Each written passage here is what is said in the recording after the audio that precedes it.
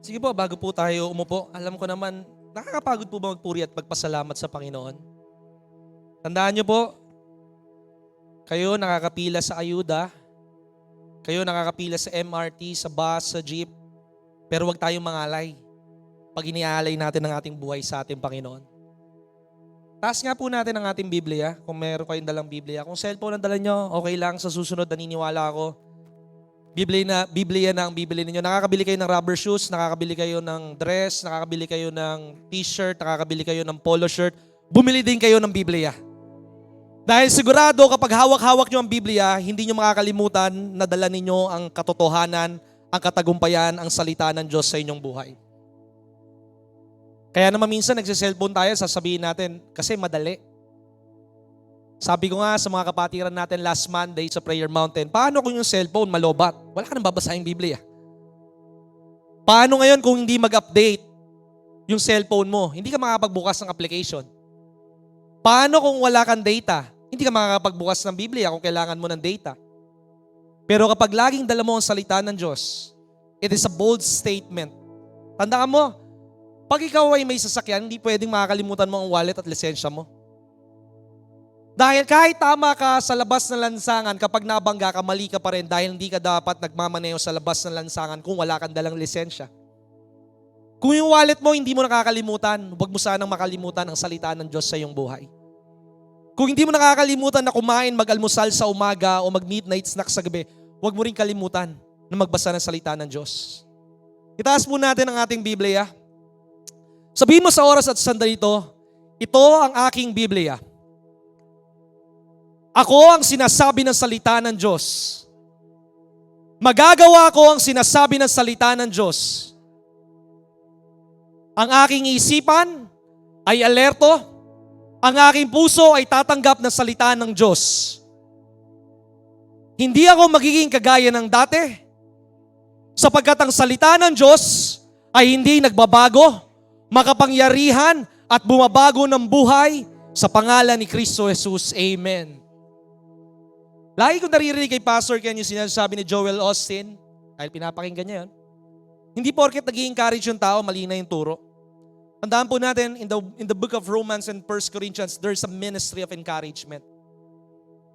Hindi ka naman magaling na magturo ng salita ng Diyos, pero magaling ka naman na palakasin ang loob ng bawat isa sa pamamagitan ng salita ng Diyos. And that is a ministry. Hindi ka man nangangaral sa harapan ng pulpito, pero naglilinis ka at nagluluto ka sa likod, you are doing a great job. Ang sabi ni Joel Austin, this is my Bible, I am what it says I am, I can do what it says I can do. My heart is receptive, my mind is alert, I will never be the same again. The Word of God is a seed. It is incomparable, incorruptible, and always changing our life in Jesus' name. Kaya hindi nagbabago ang iyong buhay marahil binabasa mo ang salita ng Diyos na hindi bukal sa iyong loob. Kailangan kapag babasahin mo ang salita ng Diyos, maaaring tinitingnan ninyo, iba ang dala kong Biblia, hindi yung blue, kasi ito talaga yung ginagamit ko. Puro sulat yan, puro drawing yan, puro markings yan. Dahil ito kung bagabas sa sapatos, ito yung pang, sabihin na natin hanggang sa masira. Pang malakasan, pang diinan. Pag hindi nalulukot ang Biblia at nadudumihan, isang bagay, hindi mo binubuksan ang salita ng Diyos. Pag nasira, palitan mo. Kaysa masira ang iyong buhay. And when you feel that you are dying, start praising the Lord. Kapag sumisikip ang iyong puso, kapag hindi ka makakain dahil hindi kaya ng iyong katawan, kapag tumataas ang high blood mo, kapag tumataas ang blood sugar mo, kapag nahihilo ka, kapag namumulikat, namimintig ang mga kamay mo, kapag sumasakit ang iyong ulo mo, instead of saying you're aching, start praising the Lord. Kapag mamamatay ka na, kapag nahihirapan ka, purihin mo ang ating Panginoon dahil pinapaalala mo ang ating Panginoon. Panginoon, sa libingan hindi na kita mapupuri. Pero habang ako'y buhay, magpupuri ako sa Panginoon. Kahit hindi mo pa ako pinagagaling, Panginoon, ako'y magpupuri sa iyo. At kapag ikaw ay kinukulang sa iyong buhay, huwag mong sisihin yung boss mo. Huwag mo sisihin yung anak, yung asawa mo. When you feel that you lack on your finances, ano ang gagawin mo sa iyong buhay? Start declaring na ako'y mayaman. Ano ba ang sabi ng Biblia? Mayaman ka na kapag may pera ka na ng milyon? Kapag may ari-arian ka na, ano sabi ng Biblia? Sabihin ng mahirap, siya ay mayaman. Hindi sinabi ng mayaman na sabihin siya ay mayaman pag mayaman na, and that is right. You are calling those things that are not. Tinatawag mo yung mga bagay na hindi pa na nangyayari sa iyong buhay.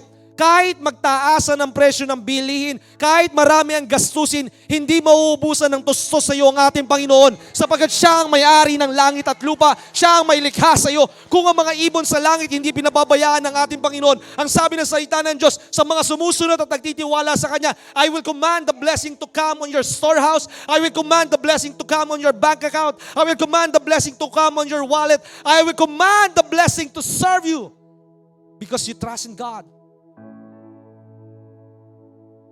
At kapag ikaw ay nagdududa sa ating Panginoon, kapag ikaw ay pakiramdam mo yung nagkakasala ka sa harapan ng ating Panginoon, ano ang sinasabi ng Biblia?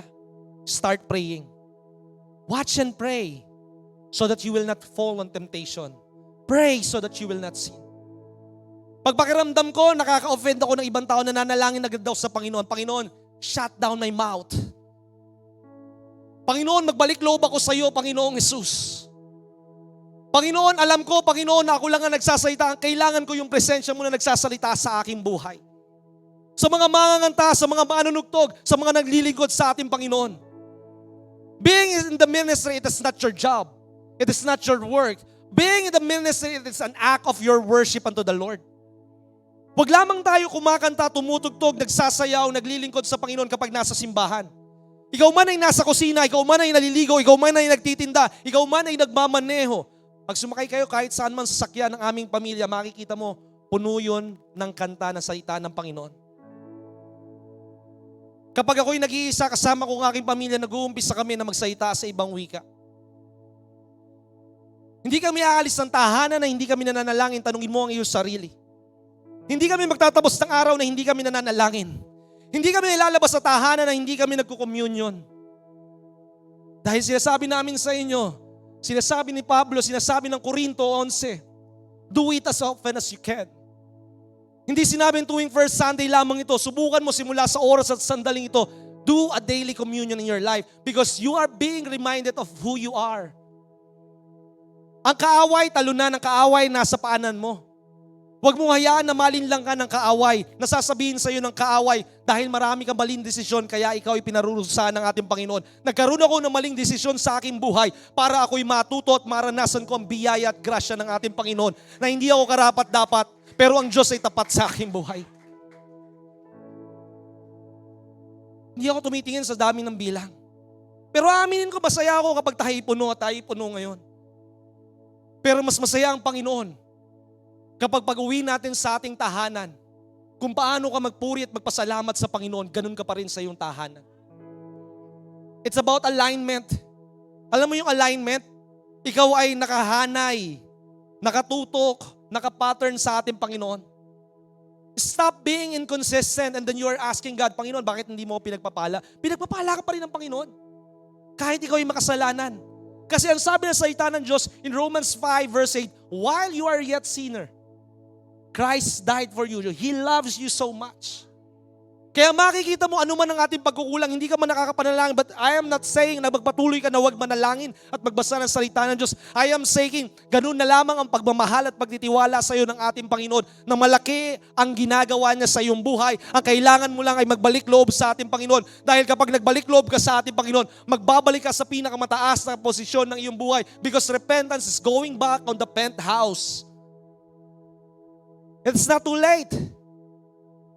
Hindi pa huli ang lahat. Sa panahon na hindi maganda ang nangyayari sa paligid, doon ka mas lalong magbigay sa gawain ng Panginoon. Sa panahon na kumikirot ang iyong katawan, doon ka mas lalong maglingkod sa ating Panginoon. Because when you show up, you will grow in faith. Alam mo yun, kahit sa eskwelahan, kahit sabihin mo na ikaw na ang pinakatanga, pinakamahina, pero lagi kang present sa klase. May consideration ng teacher. Gusto lang ng Panginoon magpakita ka.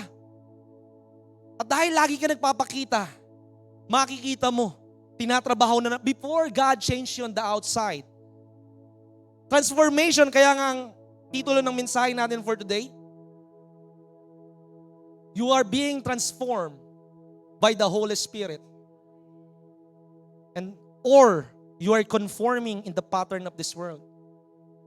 Bago magkaroon ng pagbabago sa Pilipinas, bago magkaroon ng pagbabago sa asawa mo, sa anak mo, sa pamilya mo, ang pagbabago ay mag-uumpisa sa'yo.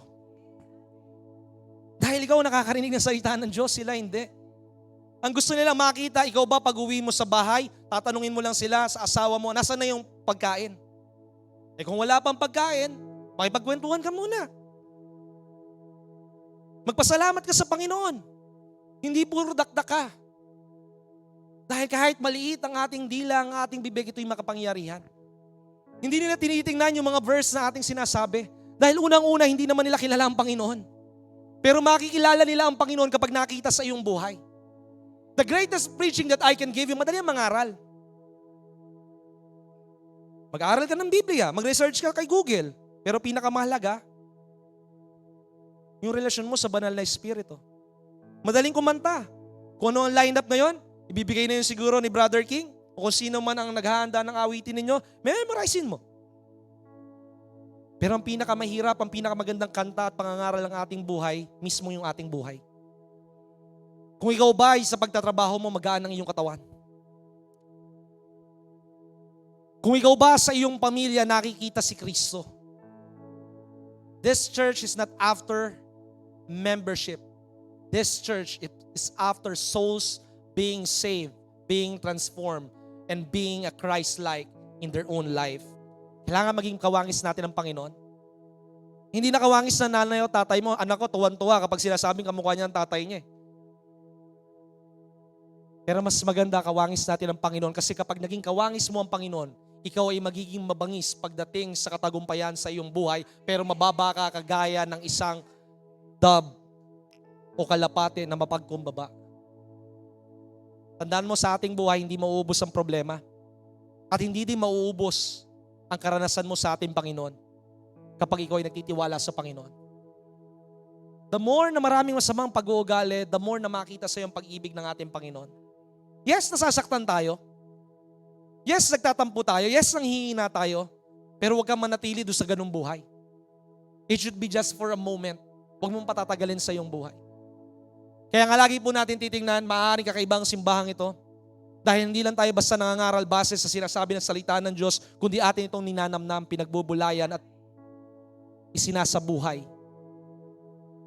Dahil marami nakakapakinig, pero iilan lamang sumusunod. If you really want the anointing, everyone wants the anointing.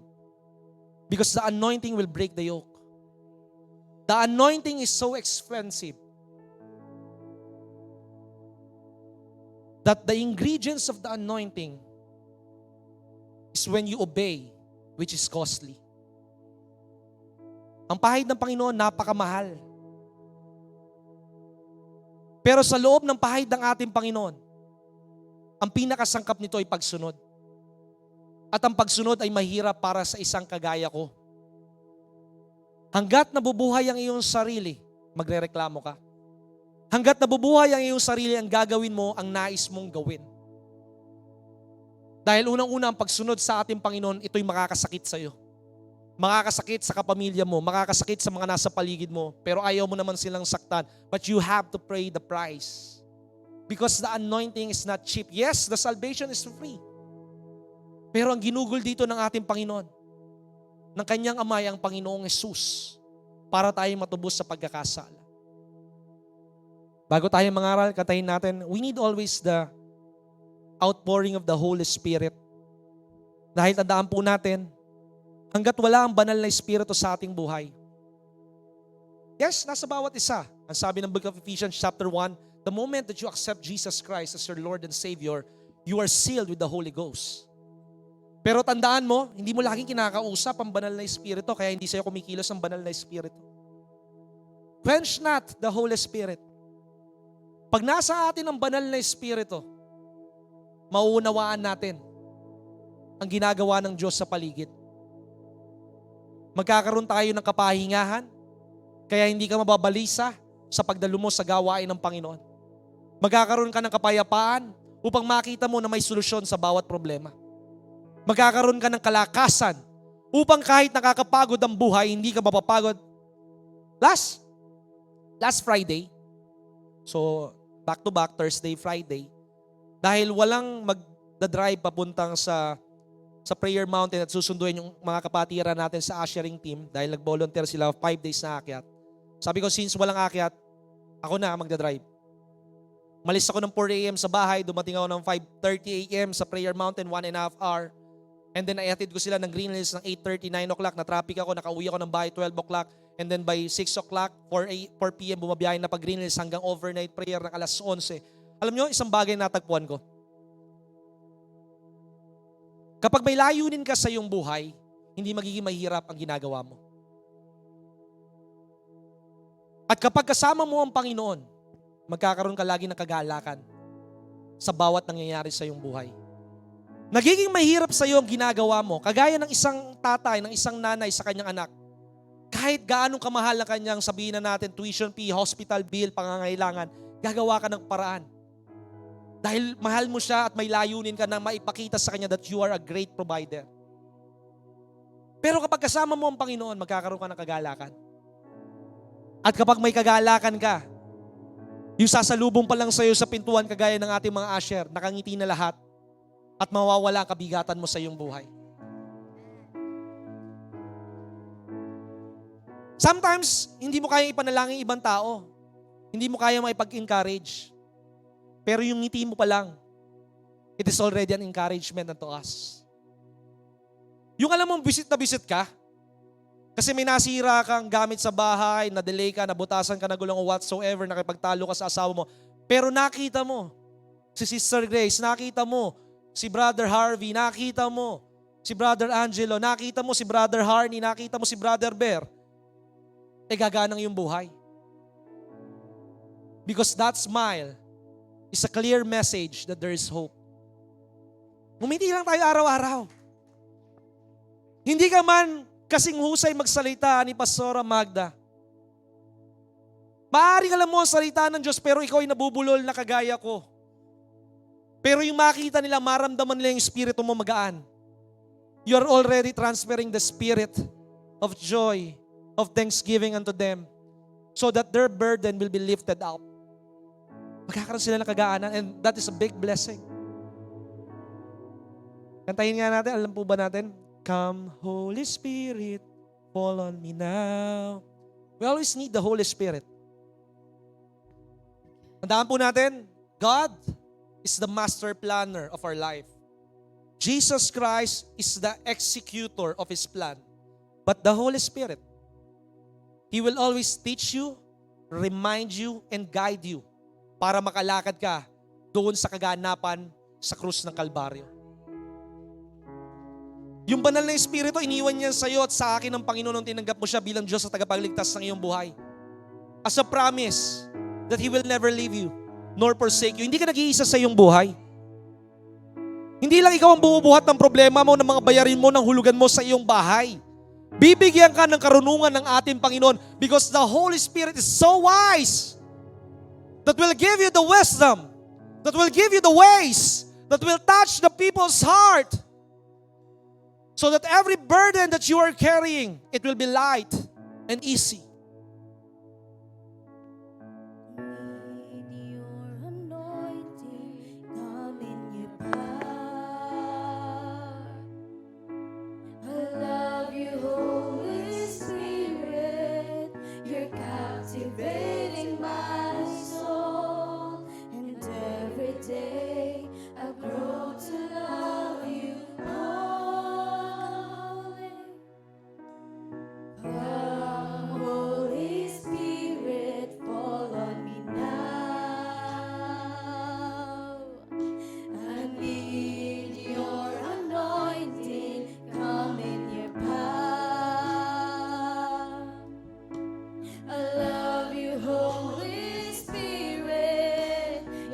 captivating my soul. And every day I Love you more.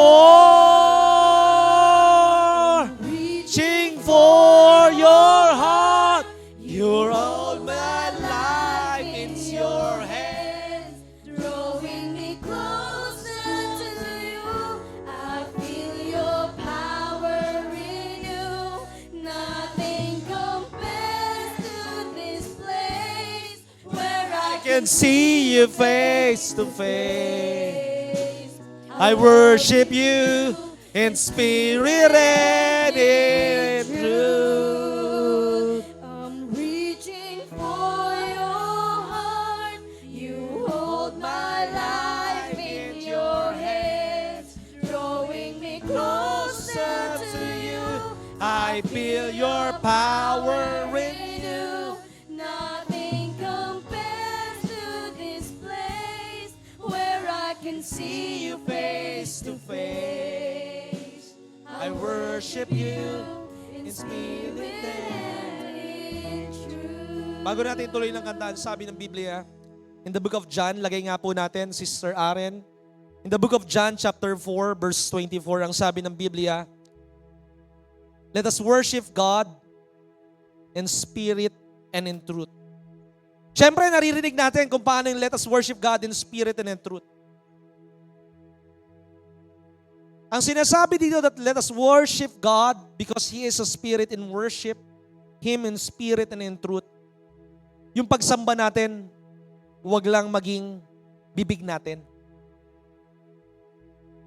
Dahil hindi pinakikinggan ng ating Panginoon ang lakas ng pag-awit mo, ang hina ng pag-awit mo, ang ganda ng tinig mo. Hindi pinakikinggan ng Panginoon na memorize mo ang kanta. Hindi pinakikinggan ng Panginoon na marami kang alam na verse sa Biblia. Ang pinakikinggan ng ating Panginoon yung tibok ng iyong puso. I can fool you. Maluloko ko kayo. Na mukha akong banal, alam ko ang salita ng Diyos, but I cannot never fool God. Dahil ang pinakamalaga, hindi nakikita ng tao. Ang pinakamalaga, yung hindi nakikita ng tao pero nakikita ng Diyos. Kapag nakita ng Diyos ang iyong puso, magugulat ka sa pagpapala ng ating Panginoon. Kapag napusuan ka ng ating Panginoon, mamamangha ka sa gagawing pagkilos ng Panginoon sa iyong buhay. Sapagkat ang pagkilos ng Panginoon, no eye has seen, no ear has heard what the Lord has planned for you. Kahit na nagtataasan ng presyo ng bilihin, kahit na marami nagugutom, isang umaga, ikaw ay mahihipuin ng ating Panginoon dahil meron kang mararaanan na isang estudyante, 6 a.m. in the morning, una lalagpasan mo because you want to make sure that God is showing you na tulungan mo siya. Last Monday, bago kami umakyat sa Prayer Mountain, alas 6 ng umaga, may binili akong supply para sa Prayer Mountain. May bata nagkakalkal ng basura. Hinahanay niya yung mga karton, yung mga dyaryo o kung ano pa man. Hindi ko siya tinulungan kasi nandun siya sa kanto ng aming street. Dinaanan ko siya. Tandaan nyo, madaling tumulong. Pero kailangan malaman mo na tama ba ang tutulungan mo. Have a wisdom. Ang sabi ng Panginoon sa kanyang mga disipulo, ang mahirap hindi mauubos. Pero mauubos yung pagpapala mo. Tapos baka mamaya sisihin mo ang Panginoon. So I pray to God. Sabi ko, pag ito'y bumalik ako, at ito'y narito pa rin. Dahil nakita ko bago ako lumiko, bukod sa hinahanay niya, yung bote, yung karton, may nakita siyang mga notebook, pinipilas niya isa-isa at pinupunasan niya. Ibig sabihin, kailangan yung notebook. After 30 minutes nang bumalik ako, nasa kabilang kanto naman siya. Bumaba ako sa sasakyanan, sabi ko, boy, anong pangalan mo? Sabi niya, Darren po. Ito pera, alam ko hindi ito sasapat sa'yo, 100 pesos, kulang yon. Sa April 30, bumalik ka. Bibigyan kita ng bag. Anong grade mo? Grade 5. Ang sabi niya, pero sa tansya ko, grade 10 yun eh. Siguro delayed nag-aaral. Kaya bibigyan kita ng bag, bibigyan kita ng notebook, bibigyan kita ng school supply. Bumalik ka sa April 30. Anong grade mo? Grade 5 po. Anong pangalan mo? Darren. Mahal na mahal ka ng ating Panginoon. Huwag mong sasayangin yung oportunidad na ikaw ay nakakapag-aral. And then when I park, paliko ng aming street, pagkalingon ko nawala yung bata. And then after 3 days, may nag-transfer sa account na 65,000 pesos. Alam nyo, walang pinagkaiba ang pastor sa inyo. Isa ang ating Diyos. Pero ang pagkakaiba natin yung pagsunod. Hindi niya makikita ang isang pastor na umabsent sa gawain ng Panginoon. Kahit wala siyang love gift, kahit may iniinda siya sa kanyang katawan, nandun yung pagsunod. Dahil nasa pagsunod ang pagbubukod sa iyo ng ating Panginoon. Remember this. When God is not answering your prayer, He is watching you. Ang gusto kasi natin lagi, Panginoon, ito ang aking panalangin, pagalingin mo ko, pagpalain mo ko, baguhin mo ang asawa ko, walang nangyari. Alam mo yung may gana ka pa magtampo sa Panginoon? When God is not answering you, He is watching you, how do you react? Ikaw ba hindi na magsisimba?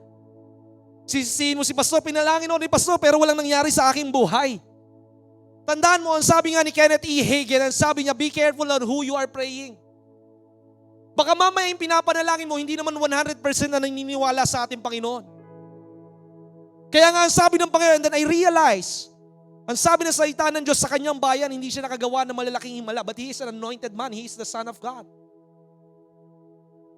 Hindi tatalab ang pananalangin namin sa iyo hanggat wala kang pananalig sa ating Panginoon. And without faith, it is impossible to please God. Because he that believe must come unto Him na merong pananalig sa ating Panginoon. Maaring may sinabi sa iyo ang kamag-anak mo, maaring may sinabi sa iyo ang tao, tandaan mo ito, mas mataas ang salita ng Diyos kaysa sa sinasabi ng tao. Stop entertaining the words of men. Train your mind. Hubugin mo ang iyong isipan nang paniwalaan at pakinggan mo lang ay ang salita ng Diyos. Kapag pinaniwalaan mo ang salitang ng Diyos, isang araw magaganap ito sa iyong buhay. Bakit ko masasabi yon? Ang sabi ng Isaiah 46, verse 10, God knows the end. From the beginning, ano sabi? Basahin po natin Isaiah 46, verse 10, para mas maliwanag at mas kompleto bago tayo muling umawit. Isaiah 46, verse 10, declaring the end from the beginning, and from the ancient times, the things that are not yet done, saying, my words, my counsel shall stand, and I will do all my plan for you. Maaaring hindi mo maintindihan ang pinagdadaanan mo ngayon. Hindi mo kailangan unawain ito. Sapagkat ang Diyos nasa kinabukasan mo, ikaw nasa kasalukuyan pa lang. Ang kailangan mo lamang sa Kanya ay sumunod, maniwala at magpasakop sa Kanya. Sapagkat ang salita ng Diyos, my counsel, ang sabi sa ibang translation, ang sabi sa Good News Bible, my words, my plan will be fulfilled. At ang sabi ng pagtatapos, and my promises, and I will do it for you. Kung hindi mo kakayanin, ang Diyos ang gagawa para sa iyo. Sabihin mo, ako'y mahina. Parang hindi kayo mahina, parang malalakas kayo. O talagang mahina kayo kasi mahina din ang boses ninyo. Sabihin mo, ako'y mahina. Ako'y mahina. Alam mo kung sinasabi mong ikaw ay mahina, ang sabi ng salita ng Diyos, when I am weak, Christ is strong in my life. Dahil hindi mo kaya, hindi ko kaya, hindi natin kaya na makabili ng simbahan, kaya ng Diyos. Kaya hihibo ang Diyos sa mga tao na kagaya mo kung paano ka paunlarin ng ating Panginoon. God can touch the kings. God can touch the billionaires. And God can make you a millionaire. We are not talking about money. We are talking na kayang-kayang gamitin ng Panginoon ang bawat isa sa atin. Pero may gagawin ka. Kailangan mong manalig at sumunod sa ating Panginoon. At kapag tayo nanghihina, ang ganda ng sinabi ng awitin kanina, kapag tayo nanghihina, kapag tayo napapagod, let the Holy Spirit renew our strength. Nanghihina tayo kasi sasabihin natin, nandito na, sign of aging, 60, 70, 80 years old. Alam nyo, last Friday, ang tagal kong hindi nakikita yung kapatiran natin. Si Nanay Sophia, sabi ka, Nay, siguro 85 na kayo ngayon. Pastor, hindi naman. Pa-91 na ako ngayon. Sabi ko, paano kayo pumupunta dito? Nag-grab ba kayo? Nakataxi ba kayo? Hindi, nagji-jeep ako. Sabi ko, mahanga po ako sa inyo, sa totoo lang. May mga kakilala ako dito, kabataan. Hindi sila pupunta dito pag naka-jeep, gusto nila nakataxi. Kasi baka masagasaan daw sila. Samantala, nakakapunta sila sa mga nililigawan nila, pero hindi nakakapunta sa simbahan. At ito'y nagbibigay ng katotohanan sa salita ng Diyos sa mga kabataan, sa mga middle age na kagaya ko. Ang sabi ng Biblia, dadaigin ng mga may edad, ng mga matatanda ang mga kabataan. Sapagkat ang Diyos ang magpapalakas ng iyong tuhod. Hanggat sa puti na ang iyong buhok, akong iyong Diyos ang mag-aalaga, magpoprotekta at magbibigay sa iyo ng pagpapala. Ang pagpapala ng Panginoon walang expiration. Ang ating buhay may expiration. Para hindi mag-expire ang iyong buhay, do you know this saying? Na sa libingan, maraming oras na nasayang. That in the cemetery, those are dead that waste a lot of their time. Bakit? Sasabihin nila, tsaka na ako magdinegosyo, tsaka na ako susunod sa Panginoon, tsaka na ako magdinegosyo kapag may puhunan na ako. Tsaka na ako susunod sa Panginoon kapag ako'y retire na. Puro tsaka na, mamaya na, procrastination. Hindi mo nagawa yung napakagandang potensyal na meron ka sa iyong buhay dahil tiningnan mo ang iyong sarili. Tiningnan mo yung kawalan mo, tiningnan mo yung kakulangan mo, tiningnan mo yung kahinaan mo. Ang tingnan mo yung kabuuan at kalakihan ng ating Panginoon. Mas malaki ang Panginoon sa iyong buhay, mas maliwanag ang makikita mo sa kinabukasan. Sinasabi ng mga tinatawag ng mga politiko, ng mga tinatawag na analyst, hindi na bababa ang gasolina. Bakit sino ba sila? Sila ba ay Diyos? What man can say is just temporary. What man can say is just based on his knowledge. It is foolishness. Ang sabi ng salita ng Diyos, I will destroy the wisdom of the wise. Magugulat na lang sila kagaya ng gate guard sa panahon ng propeta. Hindi pwedeng Tanda mo, hindi mahirap ang ating panahon. Sabihin mo sa katabi mo, hindi mahirap ang ating panahon. Mahina lang ang pananalig at paghakbang natin. Naranasan na ba natin, kagaya sa panahon ng gate guard, na kinakain ng mga Israelita, ipot? Makikita mo pag nasa mall ka, sabi ko parang namang hindi nagtataasan ng presyo ng bilihin talaga. Punong-puno pa rin ang mall ng kainan. Tandaan mo, ang kulang sa mga tao, hindi pera. Ang kulang sa mga tao, pagsunod at paniniwala sa Panginoon. At ang sabi ng propeta doon sa gate guard, hindi siya makapaniwala na ang sabi ng propeta, anong sabi? Bukas din, ganitong oras, babahan ng pagpapala. Bukas din ngayong oras, babahan ng pagpapala. Ang sabi niya, imposible mangyari yon. Because the environment, the reality is saying, it will never happen. Because it is a dry season. It is a time of war. It is a time of famine. It is impossible to happen. But neither he knows that what is impossible with man is possible with God. Hindi mangyayari sa iyo yung sinasabi ng Biblia at ng salita ng Diyos at ng pastor kung hindi mo paniniwalaan. So Lord, help us in our unbelief. Remove our fear and let us help, O God. Help us, O God. Tulungan mo kami na maunawaan namin ang iyong kaisipan. Alam ba natin yung kinanta natin sa church? Yung hindi uulan ng pagpapala, yung ibuhos mo. Sa banda rito. Hindi. Buhos mo. Alam ba natin yon? Kaya ba natin kapahin yan? Ibuhos mo. Buhos mo. Ibuhos mo. Pero wala yata tayong lyrics nyo na Wala tayong, may lyrics ba tayo nun? Brother King, Brother Harney? Parang wala yata eh. Hindi naman ako pwedeng kumanta eh. Wala. Wala raw. Sige. Kaso wala tayong lyrics. Hindi nyo rin makakanta. Kaya napakahalaga mga kapatid. Alam ko yung kanta. Kaso yung boses ko, pang sarili ko lang. Kasi baka kayo'y mabwisit sa akin. Totoo naman, hindi naman ako manganganta sa harapan. Pero ito'y hamon ko sa mga manganganta sa atin. Araw-araw, makinig tayo ng mga awitin na nakakapagbigay papuri at pasasalamat sa Panginoon. Hindi gawain ng pastor ang kumanta, pero gawain ng pastor ang mag-worship sa Panginoon kapag personal, sa sasakyan. Yung uulan ng pagpapala, alam nyo? Akala ko hindi pa nila eh. Sige, kantahin natin uulan ng pagpapala. Tandaan po natin kapag mahirap ang buhay, kapos tayo and start declare the provision of God, that His provision never ends. But you have to be a good steward. Let's have a gesture, ha? Wisikan nyo yung katabi ninyo, wisikan ninyo yung mga nasa likod. Alam nyo, wag lang kayo nagwiwisik kapag kayo maliligo. Maganda, lumiligo na.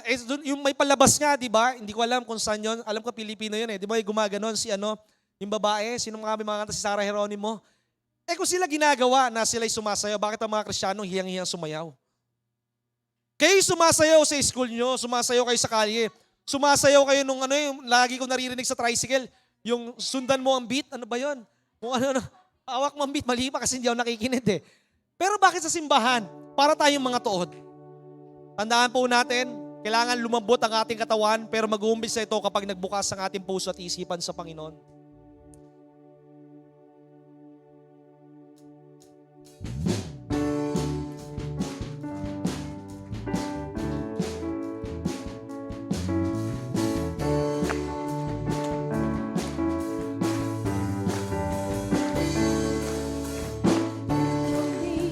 Ay luluhod at sa iyo ay sasamba. Kami ay iyong diringin at ang bayang ito iyong pagdadalingin. Ulan ng pagpapala, ulan ng pagpapala, ulan ng pagpapala sa bayang ito, Diyos.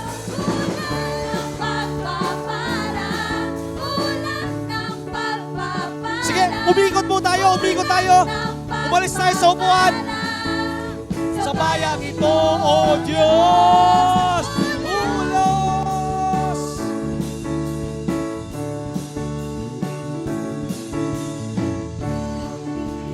Ay luluhod at sa iyo ay sasamba, kami ay iyong diringgin at sa bayang ito ay iyong magagalingin. Ulan ng pagpapala, ulan ng pagpapala, ulan ng pagpapala sa bayang ito, Diyos. Ulan ng pagpapala, Ulan ng pagpapala, ulan ng pagpapala sa bayang ito, O Diyos. Balik natin, balik natin.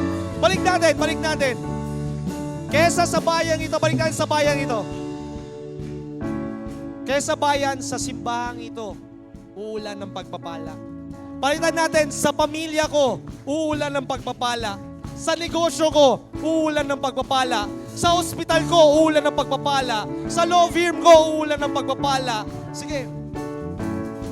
ulan ng Pagpapala, ulan ng pagpapala, ulan ng pagpapala sa pamilya ko. Simbahang ito, O Diyos, O Diyos ng pagpapala, ulan ng pagpapala, ulan ng pagpapala sa sayang ito, O Diyos. Ulan ng pagpapala, ulan ng pagpapala, ulan ng pagpapala sa bayang ito, O Diyos.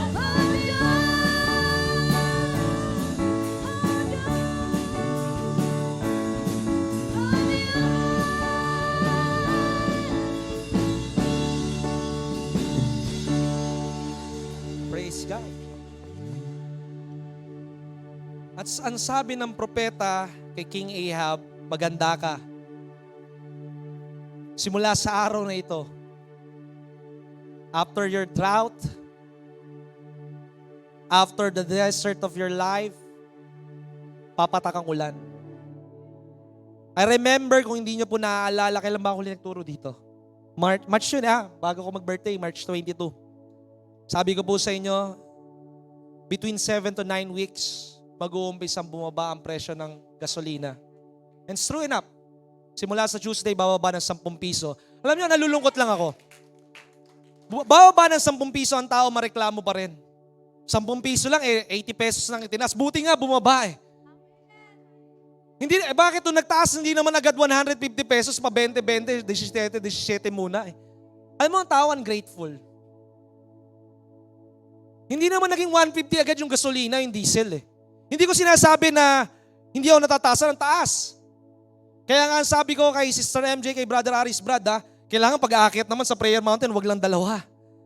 Kasi isipin mo, gasolina natin pag-aakyat sa Prayer Mountain, 6,000. Okay sana kung 5, kahit 10 yan, kahit 10,000 pa yan, basta maraming umakyat, walang problema. Pero kung ang aakyat ay isa lang, baka sinasayang natin yung resources ng Panginoon. Last time na nagpagasolina tayo ng van, Kalahati, mula sa Kalahati, papunta sa taas, 5,000 eh. Sabi ko, pag mula sa baba to, baka 10,000 ito. Yung kapatid natin, kakauwi lang galing Bicol, sabi niya, Pastor, masayang masaya, may pasalubong pampili nuts. Sabi niya, Pastor, for the first time, nakapunta kami sa Bicol na may sasakyan. Sabi ko, mga talagang Panginoon, kung kailan mataas ang presyo ng bili at gasolina, nakauwi ka sa Bicol. Magkano gasolina niya? 25,000 po, Pastor. Purihin ng Panginoon eh. Ilan kayo? 5 po. Pero maganda yung experience, Panginoon. Pastor, tanda mo kung kailan mahirap ang buhay, masagana ang buhay sa Panginoon. Kung kailan mahirap ang buhay, hindi ka nakakain ng normal nung panahong normal sa mga tig 2,000 na buffet, makakain ka sa panahon ng kagutuman. His ways is different from your ways. Ako sa magkakapatid, inaawin ko ang isang sakit ko. Lagi maisip ako sa mga bayarin. Kasi gusto ko lang naman mapakisawa ng ayos eh. Pero kung kumilos ang Panginoon, magugulat ka na lang. May magre-regalo sa'yo ng ganito, kakain ka sa buffet na tig 2,000 na hindi mo nakakainan. May extra pang ibibigay sa'yo yung ibang tao at makakapagbigay ka rin sa ibang tao. You pass the gratitude. Huwag mong titingnan mahirap ang buhay. Because being a Christian, being a son, a child, a daughter of God, iba ang pagpapala mo kumpara sa mundo. Biruin mo kung kailan mataas ang presyo ng bilihin. Si Brother Alexis din, nakita ko sa Facebook. Nandiyan ba si Brother Alexis? Baka nasa Bicol ulit. Masayang pumuntang Bicol. Ang sabi niya kay Brother Angelo, Brad, hindi niyo ako sinabihan pupunta sa Tayabas. Sabi ko rin sa kanya, akala namin nasa Bicol ka pa eh. Tandaan niyo po, kung sa panahong hindi ka maalab sa Panginoon, pinagpapala ka ng Panginoon, paano pa kaya kung mas maalab ka sa Panginoon? Sa una, ang darating sa'yo, this is reality. Sa una, ang dadating sa'yo problema. And it will scare you. But the reality is, God cared for your soul. Pinadadala ng Panginoon ang mga problema, lalong-lalo na sa mga tapat sa kanyang likod, para mapatunayan mo sa sarili mo na ikaw ay ligtas. Dahil kapag ikaw ay hindi ka na makikita sa simbahan at magdadalawang isip ka sa Panginoon, ibig sabihin hindi ka rin sigurado sa kaligtasan mo. I remember what one of the preachers said. Ang sabi niya, God sent problem so that we can know if we are saved. Billy Graham po yun. Paano malalaman na ikaw ay ligtas? Sa panahon ng pagdaan ng problema, magiging kagaya ka ba nila Hananiah, Azaria at Mishael? At kahit hindi ako iligtas ng aking Diyos na pinagtitiwalaan, magpapatuloy pa rin ako magtiwala sa Kanya. Madaling sabihin na mahal ang Panginoon kapag maganda ang buhay. Madaling maglingkod kapag maganda ang schedule mo sa trabaho at eskwelahan. Pero ang tanong, maglilingkod ka pa rin ba kahit hectic ang schedule mo sa Panginoon? Hindi deserve ng Panginoon na ibigay natin sa Kanya ay basura. Ang sabi ko nga kay Brother King yata o kay Brother Harney habang kami nasa event, lahat naman tayo nagbibigay ng sacrifice eh. Ikaw nagbigay ka ng tithes and offering mo. Ikaw nagbigay ka ng oras mo. Ikaw naglingkod ka sa Panginoon. But the question is, yung ibinigay mo ba, yun ba ay buong buhay mo? Yung ibinigay mo ba yung buong buo sa Panginoon? Tandaan mo, si Cain at Abel parehas nagbigay ng sakripisyo. Pero isa lang in-honor ng ating Panginoon. Baka naman ibinibigay mo kasi madali. Ibigay mo yung mahirap sa Panginoon. Kahit birthday ng asawa ko last Friday, sinama ko siya. Sabi ko, birthday. Sa susunod na mag-birthday, punta tayo sa Prayer Mountain. Tapos kumanta tayo sa revival. Kasal nga namin eh. Mas inuna pa namin gawain ng Panginoon eh. And look at what is happening in our life. We are reaping those tears that we sowed. Ano mas masarap? Yung pinaghirapan mo, hinintay mo, nasaktan ka, at biglang dumating yung pagpapala, o yung bigla na lang dumating yung pagpapala na hindi ka nahirapan? Mas masarap yung pinaghirapan at hinintay mo. Kasi mas masarap yung pakiramdam. Kasi kapag biglang dumating na lang yung pagpapala, tinitiya ko, mauubos agad yung pagpapala because you will not value and treasure it. It's about being a disciple. It's about being a good steward. It's about being a follower of Jesus Christ. As you suffer with Him, you may not understand this, but later you will. As we suffer with Him, suffering first, before the blessing. Ang sabi ng Panginoon, as you suffer with Christ, you shall also reign with Him. Kaya may mga hindi mo maunawa ang pagsubok na dumaraan sa iyong buhay. Ang sabi ng Santiago ang sabi ng Pedro count it all joy. Masaya ka ba kapag wala kang makain? Masasabi ko sa inyo, sinabi ni Pablo. Naalala ko nung pinapakain kami nila Doc Jonah nung kanilang tinatawag na blessing ng bahay. Sabi ko, takam na takam ang tiyan ko. Kailangan ko kainin to dahil matagal-tagal din ako hindi nakakain. And I can say, na alam ko kung paano hindi kumain. Alam ko rin kung paano kumain ng katamtaman at alam ko rin kung paano kumain ng bundat. Alam ko kapag walang pera, alam ko kapag may kakaunti, at alam ko rin kapag marami akong pananalapi. Pero sa lahat ng pagkakataon, isang bagay na natutunan ko, magpasalamat sa Panginoon.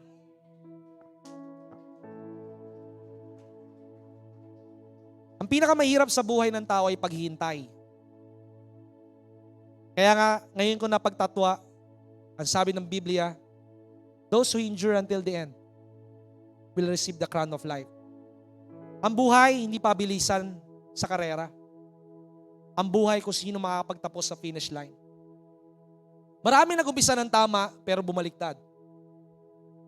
Maganda na nahuhuli ka sa umpisa. Basta ikaw ay nagpapatuloy. At ikaw ay makakapagtapos na may kakaibang pananalig sa Panginoon. Dahil ang sabi ng Biblia, yung mga nauna, mahuli. Yung mga nahuhuli, mauna. Pero ikaw bilang isang Kristiyano, sabay-sabay tayo makakapagtapos sa finish line. Dakilang Ama, nagpapasalamat po kami ngayong umagang ito. Sapagkat ang aming puso at isipan ay iyong inihanda upang matanggap nito ang pinakamagandang mensahe at pinakamalaking yaman na maaaring matanggap ng tao. At ito ay katotohanan na nagpapalaya sa bawat isa. At sa pagtanggap po nila ng katotohanan, hayaan mo nga po na ang banal na Espiritu mo ang magpaunawa po sa kanila nito. Sa oras na maunawaan nila ang bawat mensahe, mawawala ang pagdududa nila sa iyo, Panginoon. Magbabalik ang kanilang kalakasan na nagmumula sa iyo, Panginoon. Malalaman nila, Panginoon, ang pagkalikha mo sa kanila. Na sila ay hindi mahirap, na sila ay hindi maliit na tao, na sila ay hindi talunan, kundi sila ay higit pa sa mananagumpay. Napakaganda ng iyong inihanda. Ngunit kailangan po namin itong puntahan. So give us the grace, the wisdom, and the power to get all those plan and blessings that you have prepared. Panginoon, sa aming kahinaan, ang iyong kalakasan ang dumaloy. Revival will not come in our life unless we are so desperate na ikaw ay aming makasalamuha. Send revival right now, O God. in the life of my brothers and sisters in Christ. Buhayin mo muli, O God, ang una naming pag-ibig sa iyo. Alisin mo ang pagiging antukin, mainipin ng bawat isa. Sapagkat sa oras na maunawaan namin ang kabuuan ng iyong plano, we will be always excited, hopeful, and on fire. Kaya salamat po aming Ama. Ikaw po ang laging maluwalhati at maparangalan sa dakilang pangalan ni Kristo Jesus at ang lahat ng buhay ay magsabi ng Amen. Purihin po ang pangalan ng ating Panginoon. Basahin po natin ang Biblia. Sige po, makakaupo po ang bawat isa. Sa teksto po na ating babasahin ngayong umaga at sandaling ito,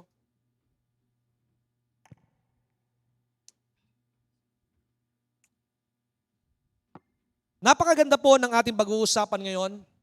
You ask yourself, magtanong ko muna sa iyong sarili, saan ka dito sa dalawang bagay na ito?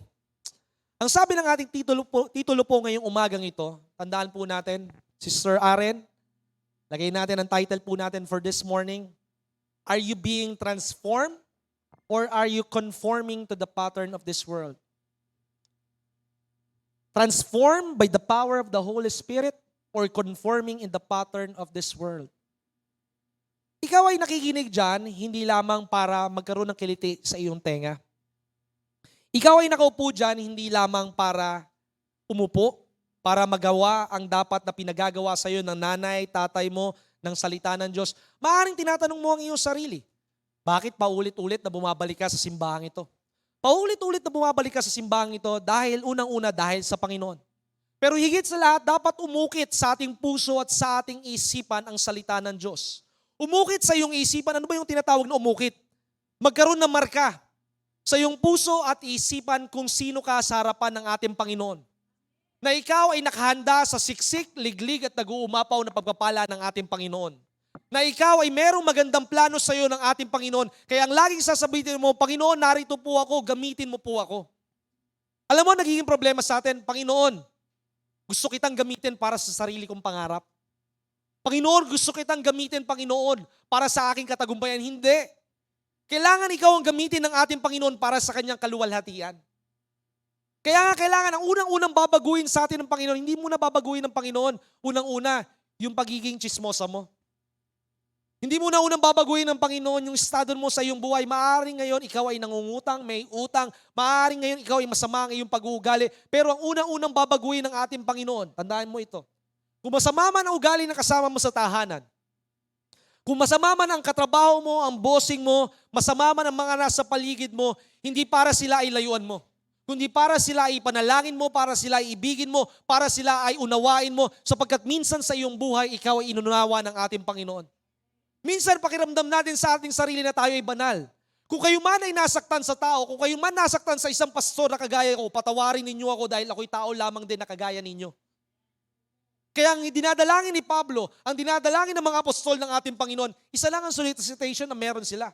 Hindi ang solicitation ng offering, kundi ang solicitation nila, please pray for us. Ipanalangin ninyo kami. Ipanalangin nyo kami na kami hindi lamang basta mangaral ng salita ng Diyos, kundi kami magkaroon ng kadaupang palad sa ating Panginoon. That when we experience God in our life, sa aming pangangaral sa inyo, mararanasan ninyo ang pagkilos ng ating Panginoon sa iyong buhay. That you will never be the same again. Hindi ka na dapat maging matahimik sapagkat ang isang Kristiyano ay maingay pagdating sa pagpupuri at pasasalamat sa ating Panginoon. Ang isang Kristiyano ay nakikita sa kanyang buhay ang kakaibahan kapag siya'y kumain sa restaurant, kapag siya'y sumasakay sa jeep. Subukan mo minsan sa pagsakay mo sa jeep. Makiramdam ka at manalangin ka sa Panginoon. Panginoon, sino po ba dito nangangailangan ng pamasahe? Madaling mangaral at magsabi na ipanalangin mo sila. Pero mas masarap na tulungan mo rin sila. Sapagkat ang tao hindi nila mauunawaan ang Ebanghelyo sa pamamagitan lamang ng pagsasabi ng Ebanghelyo. Kailangan nila makita ang ebidensya. Ikaw kaya ka sumusunod at tumanggap sa Panginoon dahil naranasan mo ang tinatawag na kabutihan at pag-ibig ng ating Panginoon. Hindi maunawaan ng sanlibutan ang ating pinag-aaralan o ang salita ng Diyos because number one, they are dead.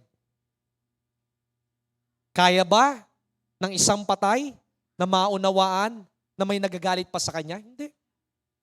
Pag sinuntok mo ba ang isang patay, Sister Jo, gaganti ba yun? Hindi.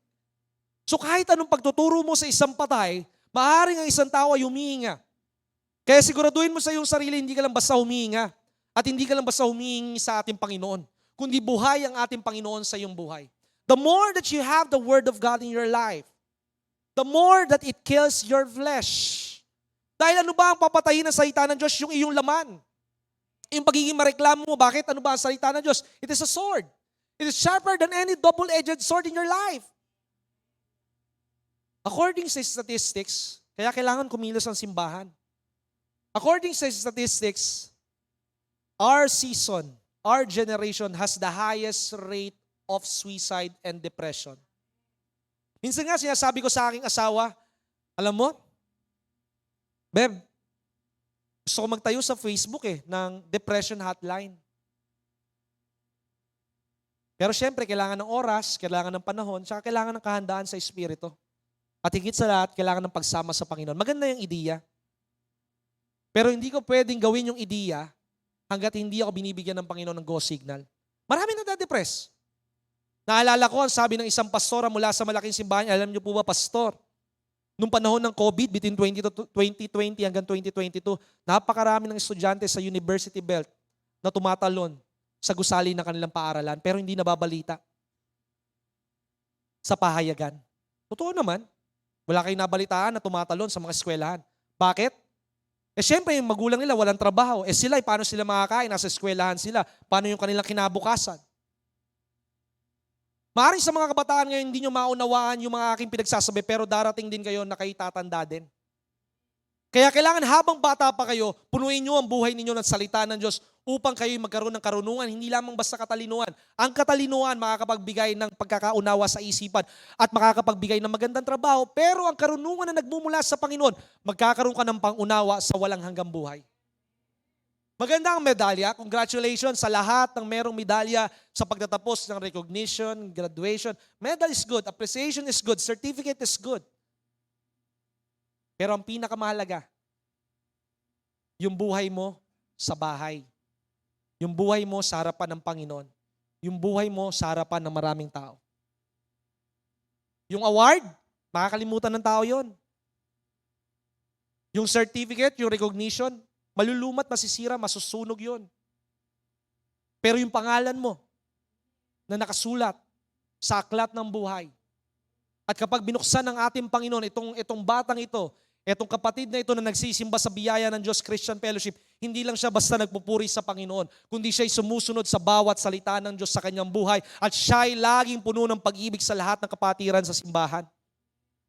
Kaya nga sabi ng Biblia, dito tayo kukuha ng text. So in Romans chapter 12 verse 1, Romans chapter 12 verse 1 to 2, ang sabi dito, I beseech you therefore, brethren, by the mercies of God, that you present your bodies a living sacrifice, holy and acceptable unto God, which is your reasonable service. Dito muna tayo.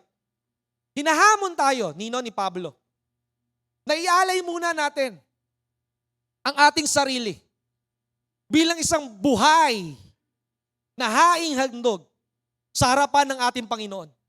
Ganong kahalaga ang pag-aalay mo sa Panginoon ng iyong buhay? Kapag naialay mo ang buhay mo sa Panginoon, walang bagay ang hindi mo kayang ialay sa ating Panginoon. Sapagkat ang lahat ng bagay na maialay mo ay nanggagaling sa iyong katawan. Kapag ikaw ay nagbigay ng tithes and offering, galing iyon sa iyong katawan. Kapag ikaw ay naglilingkod sa Panginoon, galing ito sa iyong katawan. At ang iyong katawan, ang iyong buhay ay nanggagaling sa ating Panginoon. Kaya in reality, wala kang maipagmalaki sa harapan ng ating Panginoon sapagkat ang lahat ng naibigay mo sa ating Panginoon ay mula sa ating Diyos. Kaya huwag mong tatanungin ng Panginoon, Panginoon, bakit hindi mo ako pinagpapala? You check your life. Baka naman ikaw ay nagta-tithes and offering pero hindi ka naman nagadalo ng gawain ng Panginoon. O baka naman ikaw ay tumutugtog sa praise and worship pero pagdating mo sa bahay, Limp Bizkit ang pinapakinggan mo. Baka heavy metal ang pinapakinggan mo.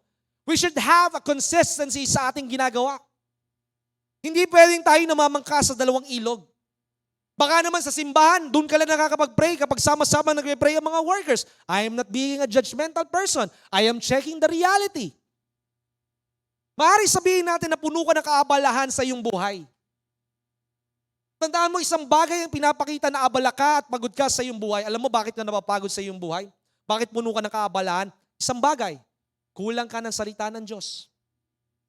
Kapag puno ka ng salita ng Diyos sa iyong buhay, Yung kaabalahan, magkakaroon ka ng tamang schedule sa iyong buhay.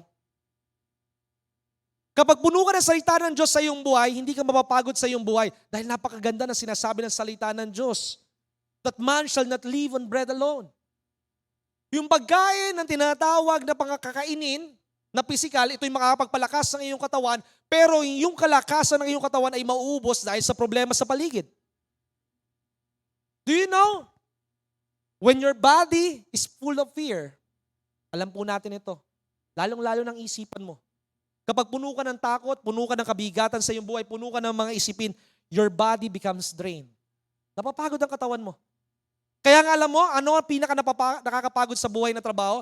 Hindi lamang yung magkarpentero ka. Hindi lamang yung mamasada ka. Ang nakakapagod na trabaho sa buhay kapag laging marami kang isipin sa iyong buhay. Because when your mind starts to shut down, your body follows. Because the main battle of our life is your mind. Paano na kinabukasan ko? Paano na? Enrollment na naman ngayong June. Ang taas ng presyo ng LPG, 1.7 na. Ang taas ng matrikula ngayon. Kakaisip ba ng kakaisip? Alam niyo ba, na maraming nagkakasakit sa katawan. Kaya nga sabi ni Brother Harney, Sir Joe, kaya siguro namayat din kayo, ang dami niyong isipin. Totoo yun. Maaaring mag-agree dito si Doktora that most of the sickness in the body comes from stress. Bakit? Pag ikaw ay na-stress, anong gagawin mo? Kakain ng matamis. Pag ikaw ay na-stress, anong gagawin mo? Kung hindi ka Kristyano, magiinom ka na magiinom, o maninigarilyo ka na maninigarilyo, pantagal ng worry. Pero kapag ikaw ay na-stress, kesa isipin mo, ibigay mo agad sa ating Panginoon. Ang sabi ng Biblia, cast all your care, cast all your burden unto the Lord, for He careth much on you. Yung problema, hindi purpose ito para buhatin mo. Yung problema, ang purpose ito para ibigay mo sa ating Panginoon. That you exchange your burden with the blessing of God.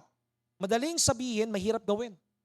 Pero magiging madali itong gagawin sa iyong buhay kapag patay na ang iyong laban. Hindi ko sinasabing hindi rin ako nag-iisip, kaya nga minsan napapagod din ako eh. Pero sa oras na ako'y napapagod sa aking buhay, ibinibigay ko sa Panginoon, hindi ko na talaga kayang resolbahin eh. Pag hindi mo kayang resolbahin, tingnan mo po ito. Pag may malaki kang problema, lagi ka nasa church. Pag may malaki kang problema, lagi ka nananalangin sa Panginoon. Pero pagkatapos ng problema mo, hindi na kita makita sa simbahan, hindi ka na rin nagbubukas ng aklat ng Biblia, hindi ka na rin nananalangin sa Panginoon. When God answers your prayer, magpatuloy ka lang sa iyong pananalig, pananampalataya at paglilingkod at pagsasaliksik sa ating Panginoon. The more that you seek God, the more that you find your life sa ating Panginoon. Ang mga tao, hinahanap nila ang kanilang buhay sa pamamagitan ng sweldo, sa pamamagitan ng pamamasyal. Those are just temporary things. Remember this, happiness and joy. Happiness is based on what you receive. Masaya ako ngayon kasi ikaw bilang isang estudyante, first honor ako, wala na palang first honor ngayon. Masaya ako kasi with the highest honor ako, with honor ako, or with a high honor ako. Pero kapag ikaw ay tatapos na yung recognition mo, malungkot ka na naman. Kasi ano nakapagpasaya sa'yo? Yung appreciation ng tao. Paano kung hindi na dumating yung pagtataas ng sweldo mo, malulungkot ka na? Paano nakapagtapos na yung pagbabakasyon mo, after mo magbakasyon, sunod-sunod naman yung mga bills sa credit card mo, malungkot ka na? Happiness is based on what you receive external factor. But joy only comes from the Lord. Joy comes from within. At maraming tao walang kagalakan na tunay. Meron silang kaligayahan. Dati kala ko parehas lang happiness and joy. Ang sabi ng Biblia in the book of Nehemiah 8 verse 10, tingnan po natin ng mabilis. Babalik tayo dyan, Sister Aren, Nehemiah chapter 8 verse 10, Nehemiah 8 verse 10. Ang sabi po dito, wala na yata sa Bible yung Nehemiah. Brother, naghang na yata yan. So yung sunod na chapter. Sunod na verse, yan. Then he said unto them, go your way, eat the pot, drink the sweet, and send portion unto them for whom nothing is prepared.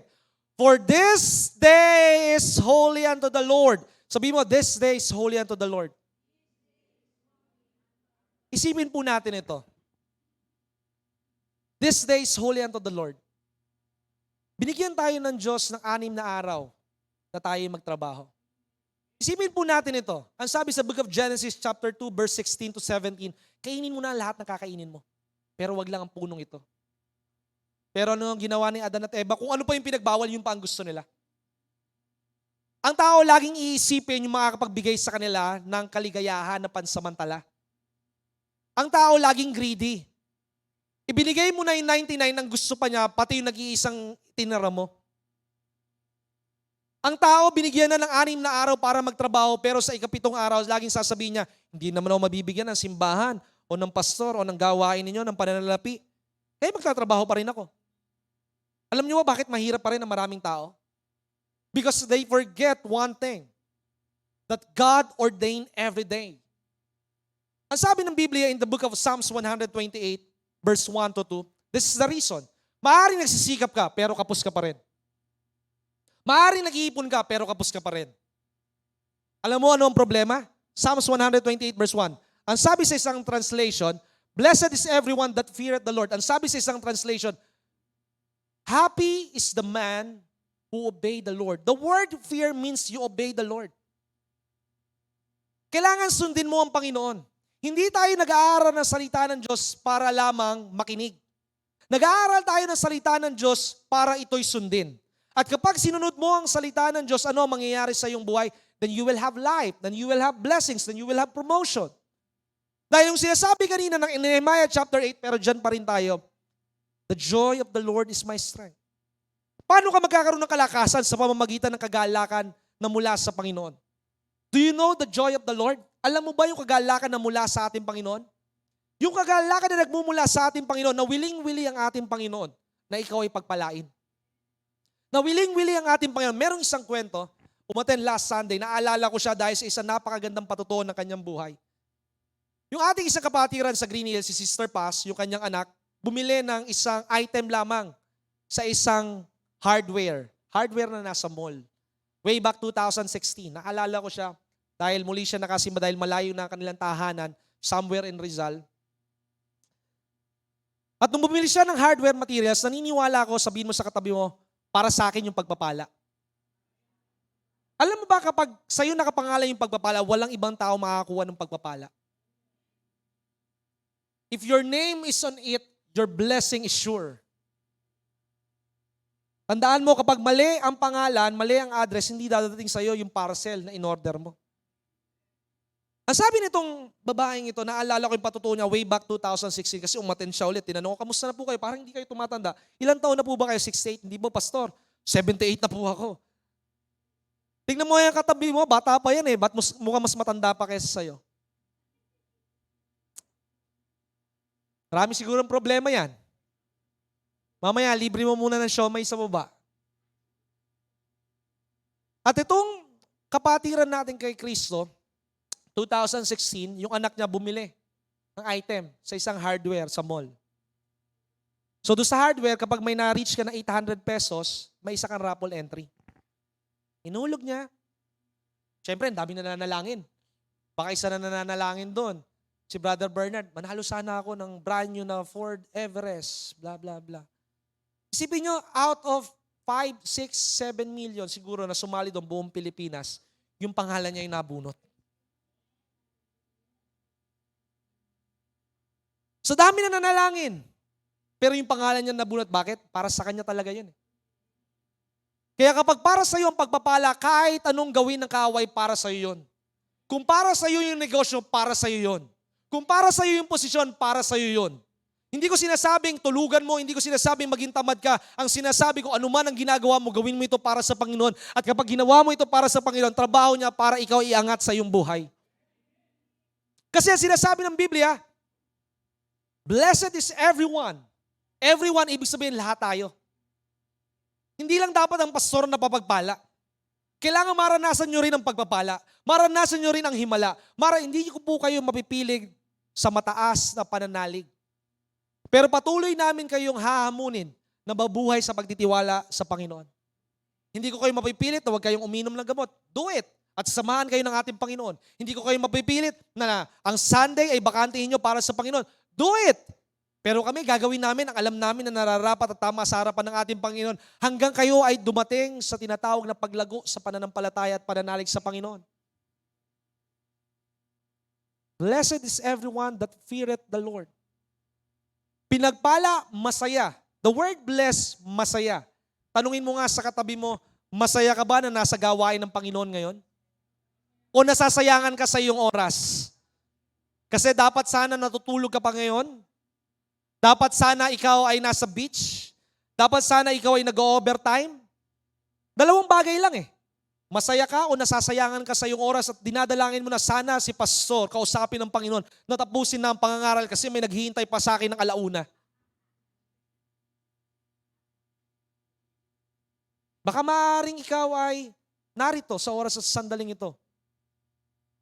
Pero hindi mo makakuha ang mensahe ng Panginoon dahil wala ang puso mo sa Panginoon. Kapag ang puso at ang buhay mo ay nasa Panginoon, kailanman, hindi tatalikod ang Panginoon sa kanyang pangako. Pero meron takdang oras ang ating Panginoon sa iyong buhay. Tinitingnan ng ating Panginoon kung ikaw ba'y maiinip. At kung ikaw ay naiinip, isang bagay ang katotohanan sa iyong buhay, hindi mo kasayaan ng ating Panginoon. Kahit matagal maligo ang aking asawa, kahit matagal ang pagpila sa mga tinatawag na grocery, hindi ako maiinip. Bakit?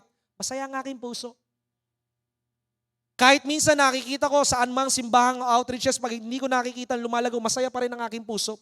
Na naniniwala ako isang araw, kahit 10 oras, 20 oras, 3 araw tayo maggawain ng Panginoon, hindi tayo maiinip sapagkat kinakanta pa lang natin kanina, one day in the house of God it is better than 1,000 days in the world. Madaling sabihin yon, madaling awitin yon, pero ang tanong, ikaw ba'y nag-i-enjoy sa simbahan? Because in the presence of God, there is always fullness of joy. And the fools will say that there is no God. That is not true. But at the end of the day, all men will turn again unto God. Na sana, nung malakas pa ako, naniwala na ako sa Panginoon. Because the end will always justify the means. Ang pagsisisi, wala sa umpisa. Ang pagsisisi ay nasa dulo. At kahit dumaan man tayo sa matinding problema, wala tayong pagsisisihan sapagkat ang Diyos pa rin ang masusunod sa ating buhay. Because He is the potter and we are the clay. Kung hindi man ikaw ang tinatawag na mag-aani ng iyong pagpapala, ang mag-aani ng iyong pagpapala ay ang iyong anak. Ang mag-aani ng iyong pagpapala ay ang iyong apo. Because what you are doing today, it is a preparation for the coming days. So when God is not answering your prayer, He is watching you. While you are waiting, habang ikaw ay naghihintay, He is training you. Anong hinuhubog sa atin ng Panginoon habang tayo naghihintay? Hinuhubog sa atin ng Panginoon, manalangin ka muna. Pray until something happens. Manalangin ka hanggat meron na mangyari sa iyong buhay. At ano ang una nangyayari sa iyong buhay? Nakakatulog ka na kahit marami kang problema. Ano nangyayari sa iyong buhay habang ikaw ay nananalangin? Hindi na nababago yung paligid mo pero hindi mo nauunawaan, ikaw muna ang binabago ng ating Panginoon. You become patient because when you are impatient, it means it is I that is living in your life. Kaya nga impatient eh. Nagiging impatient, bakit? Because you want it on your own way. But God will do it in His own ways. Hindi gagawa ang Panginoon base sa gusto mo. Gagawa ang Panginoon base sa Kanyang salita. Ang takot. Balik tayo sa Roma. Dito muna. In verse 2, check po natin. For thou shalt eat the labor of thine hands, happy thou shalt be, and it shall be well with thee. So maraming tao nagsusumikap, nag-overtime, nag-iipon, nag-invest, ano pang sabihin natin, nagne-negosyo, pero kadalasan nabobokya. Bakit? Because there is a condition. Bumalik ka doon sa verse 1, ang sabi doon, blessed, happy is the man who obey the Lord. Ang isang tao, kahit gaano ang pagsisikap niya sa kanyang buhay, pero kung hindi niya kasama ang Panginoon, have you not noticed? May makikita kayo, nagkikwentuhan nga kami last time, nila Kuya Bear, habang kami ay nasa bahay nila Sister Doc John at Brother Angelo, kasama sila Pastora Magda, nagkikwentuhan kami. Ang Diyos, totoo sa kanyang salita. Ang taong nabuhay sa kasamaan, mauubos ang kanyang yaman. Maaaring ma-enjoy man niya ito. Those people who gain their wealth in a false, in a wrong way, later in life, they will reap what they have sowed. Merong isang malaking kumpanya na lahat na makita niyang subdivision o lupa, nagiging subdivision. Pero napansin niyo ba sa mga nakaraang mga linggo, halos majority ng mga kumpanya niya, lalong-lalo na yung mga grocery store, nagsasara. Sa Muntinlupa, sa Las Piñas, nagsasara yung mga malalaking grocery store niya. Bakit? Dahil inaamin niya yung pandaraya. Huwag niyo kainggitan, kaya sinasabi ng Biblia, huwag mong kainggitan yung kapitbahay mo na nagtitinda ng droga at yumayaman. Huwag mong kainggitan yung nagsusugal at yumayaman. Sapagkat alam mong madulas ang kanilang daanan na pinagdaraanan. Meron ka sariling pagpapala para sa iyong buhay. Hindi ka palang dumarating doon dahil mismo ikaw ay hindi pa handa sa iyong buhay. Because while you are waiting, God is preparing the biggest blessing of your life. Inihanda muna ng Panginoon ang pinakamalaking pagpapala sa iyong buhay. Unang-una, tinatanggal muna ng Diyos yung takot sa iyong buhay. Because when you activate in fear, it is the enemy that is working in your life. Kapag may takot ka, magtakot kang umakyat sa prayer mountain, may takot ka na maglingkod sa Panginoon, ibig sabihin ng Espiritu ng kaaway ang tumatrabaho sa iyong buhay. Ang sabi ng Biblia in the book of 2 Timothy chapter 1 verse 7, God has not given us what? The spirit of fear. So when you are working in the spirit of fear, hindi ko kaya ito, mabibigo ako, hindi pwede mangyari sa akin ito, then you are working under the mantle of the enemy. Because faith is what? It is the Spirit of God flowing in your life. Bakit ka ba nagkakaroon ng takot? Nagkakaroon ka ng takot kasi number one, meron kang pakiramdam. Fear starts on the outside. Ang takot nag-uumpisa sa labas, hindi pwede mag-umpisa sa loob. Dahil yung takot nag-uumpisa muna sa gate ng bahay mo, sa gate ng buhay mo, sa pintuan ng bahay mo, sa bintana ng bahay mo. Ano ba yung bintana? Ano ba yung gate? Ano ba yung pintuan ng bahay mo? Your eyes.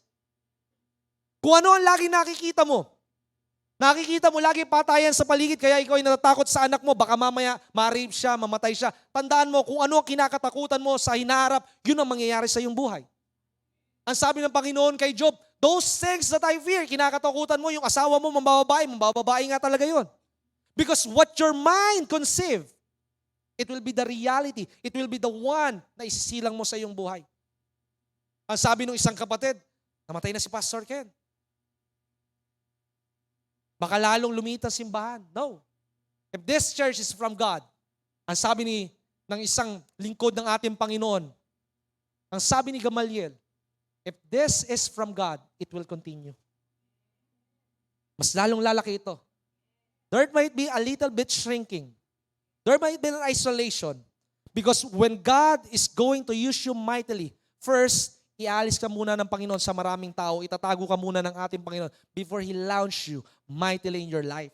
Malaki ang gamit ng Panginoon sa simbahang ito. Malaki ang gamit ng Panginoon sa iyong buhay. Kaya dumaraan ka ng malaking pagsubok sa iyong buhay so that you will have a testimony in your life. So that you can say that God had never leave me nor forsake me. I am confident because I know whom I believe. Meron akong katapangan, meron akong pag-asa. Ako ay ako ngayon dahil ako ay hindi nawala ang pagtitiwala ko sa ating Panginoon. Hindi ako magugulat sa bawat isa. Kung ang iba sa inyo ay magiging CEO, ang iba sa inyo ay magiging pastor, ang magiging iba sa inyo ay magiging tinatawag na merong album ng praise and worship team, kung ito'y isa sa buhay at ipapanganak sa inyong puso. Tandaan po natin kung ano ang naririnig mo, ayun ang papasok sa iyong puso. Pag naririnig mo na mataas ang presyo ng bili, marami nagsasara ng mga businesses, baka magsara din ang sa akin, mangyayari yon.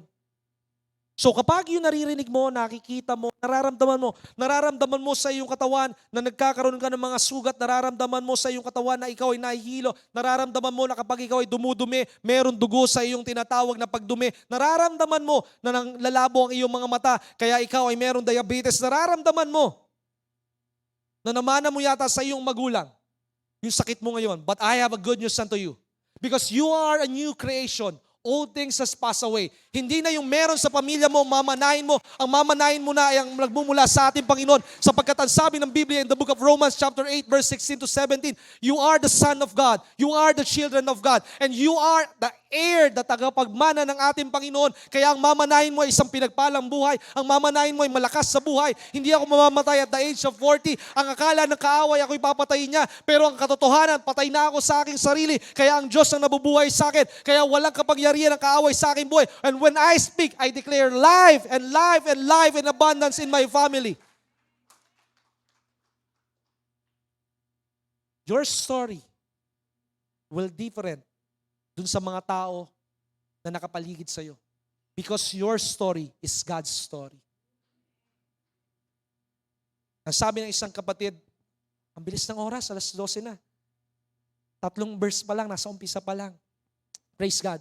Ang sabi ng isang kapatid, sabi, Pastor, talagang isa lang pinanghahawakan ko, na ako ay papasa sa engineering exam. Kahit ano ang mangyari. Alam mo ano nangyari sa kanya? Bago pa man siya kumuha ng engineering exam, hindi siya makakuha ng engineering exam kasi hindi siya umabot doon sa quota ng school. Pero ang sabi ko sa kanya, magtiwala ka doon sa sinasabi mo. Hanggang bago mag-engineering exam 4 months before, ang sabi nung dean nung tinatawag na school nila, sige kumuha ka na, magkaroon ka muna ng reviewing class, and then sa madaling salita, nakapag-exam siya. Mismong day ng exam niya, ayaw siyang pakuhanin ng police. Kasi daw yung timbang nung tinatawag na calculator, mali daw. E di pray siya, pray in tongues. Alam niyo ang kaaway? Ang kaaway? Lahing gustong bisitin ka at panginain ang iyong loob. But do not believe on what the enemy is doing. Ang naalala yan, sabi nga pala sa akin ni Bishop, ni Pastor Jong, makakapasa ako kahit anong mangyari. And then he pray. Nung pumunta yung admin ng isang school, bumaba, ang sabi niya, mali na ibigay doon sa pulis na kailangan na timbang. Ito ang tamang timbang, then he go. Hindi siya matalinong bata. Hindi siya cum laude. Hindi siya summa, hindi siya magna. He's just an ordinary kid. Pero ang sabi niya, pag ako'y naging civil engineer, mababago ang buong DPWH. And when the entrance exam came out, nadaig pa niya yung mas magagaling sa kanya. Bakit? Kasama niya ang Diyos sa kanyang buhay. Nag-uusap kami ng aking nanay. Ang sabi ng aking nanay, may napansin ka ba, Jong? Opo. Sa last 3 years, kumbaga ba sa school, lahat ng kumuha dito sa simbahan ng exam, whether criminology, whether engineering, whether sa pagdodoktor, 10 out of 10 pumasa lahat sila. Kung sa school, mataas ang rating ng school. Kung sa simbahan, kakaiba ang pagkilos ng ating Panginoon. Ang sabi ng Biblia, ang mga taong nagtitiwala sa Diyos, kailanman, hindi niya ipapahiya. Maaaring pakiramdam mo sa iyong sarili that God has abandoned you. God will never abandon you. God is just teaching you to trust in me. Kahit hindi mo ko nararamdaman, kahit hindi mo ko naririnig, but I am working. I am working beyond the scenes. I am working na akala mo ikaw ay nalulugmok, ikaw ay nabibigo sa iyong buhay. But those failure doesn't mean that you are a failure. Those failure means that I am preparing something big for you. Mas malaki ang inihanda sa iyo ng ating Panginoon. Pwede bang huwag ka mainggit sa mga tao na nasa paligid mo? Pwede bang huwag ka magkaroon ng panghihina ng loob dahil hindi pa nangyayari ang mga bagay na hinihingi mo sa ating Panginoon? Mag-focus ka lang sa pinagagawa ng ating Panginoon. Ang sabi ko nga sa post ko kagabi, wisdom will flow when your mind and when your heart shifted on the Lord. Dadaloy ang karunungan.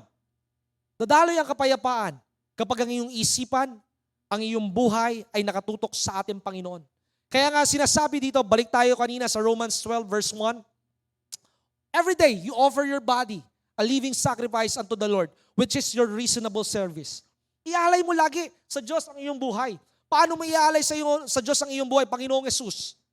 Kahit gaano ako kalakas, kahit gaano ako katalino, kahit anuman ang katagumpayan na meron ko sa aking buhay, Panginoon, ang lahat ng ito ay walang saysay kung hindi mo ako sasamahan sa aking buhay.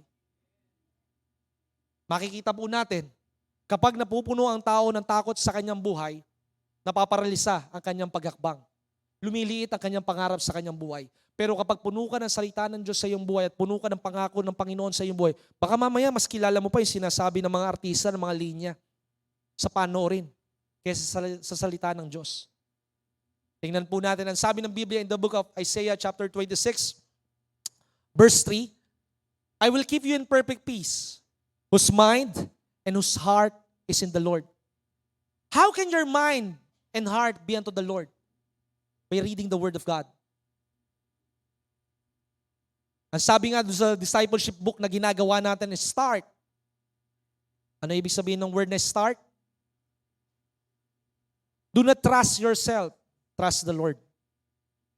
Huwag mong pagtiwalaan ang sarili mo. Ang sarili mo ay mapanlinlang. The more na magtitiwala ka sa iyong sarili, the more na mabibigo ka. Huwag ka magtiwala sa akin na iyong pastor na akala mo ako'y makakapagligtas sa iyo. Hindi kita maiiligtas. Ang Diyos lamang makakapagligtas sa iyong buhay. Dahil ang mga taong pinagtitiwalaan niya ang mga nilikha ng Panginoon, wawasakin ng Panginoon yung kanya nilikha at yung nagtitiwala sa manlilikha. Ang pagtiwalaan lang natin ay ang Diyos na lumikha sa lahat ng bagay. Some boast in chariots, some boast in horses, but we boast in the name of the Lord, our God. Kaya makikita natin, ang sabi dito, ang pangako ng Panginoon, He will keep you in perfect peace. Ibig sabihin, anuman ang mangyari sa paligid mo, hindi ka maapektuhan nito. Hindi ka maapektuhan na ito because you are in the hands of God. Nasa kamay ka ng ating Panginoon. Kaya kahit anong pagtatangka ng kaaway, ito'y mabibigo. Ang sabi ng Biblia, the enemy may be formed, but it will not prosper. The weapons may be formed. Gustong patayin ang iyong anak, gustong patayin ang iyong negosyo, pero hindi ito magtatagumpay sapagkat ikaw na tinawag ng ating Panginoon, ikaw ay laging ihahangat ng ating Panginoon. The evil that was meant for you, God will turn it for good. Yung akala mo na natanggal ka sa trabaho, kaya ka natanggal sa trabaho dahil dadalhin ka ng Panginoon sa pagnenegosyo. Nalugi ang iyong negosyo para ikaw matuto sa iyong sarili na yung negosyo na gusto mo, hindi yun ang nakalaan sa iyo ng ating Panginoon. Yung negosyo na ibibigay sa iyo ng ating Panginoon, hindi maapektuhan yung Sunday mo. Huwag ka lang basta gumaya sa ginagawa ng mga tao. You are a unique creation by God. Hindi ka kagaya ng ibang tao dahil ikaw ay kakaiba ang pagkatawag sa iyo ng ating Panginoon. At hindi mo maunawa ng pagkatawag sa iyo ng ating Panginoon hanggat ikaw ay walang relasyon sa ating Panginoon. Dahil sa relasyon mo sa ating Panginoon, makikilala mo ng gustuhan ng ating Panginoon. At kapag nakilala mo ng gustuhan ng ating Panginoon, simple lang ang sinasabi ng Biblia, 43 verse 4.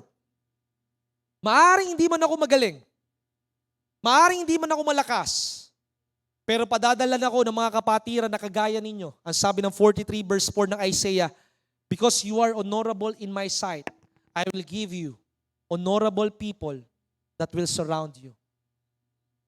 Bibigyan kita, palilibutan kita ng mga taong matuwid, matatapat, matitibay, matitikas, na ikaw ay gagabayan at sasamahan sa iyong buhay. Since thou was precious in my sight.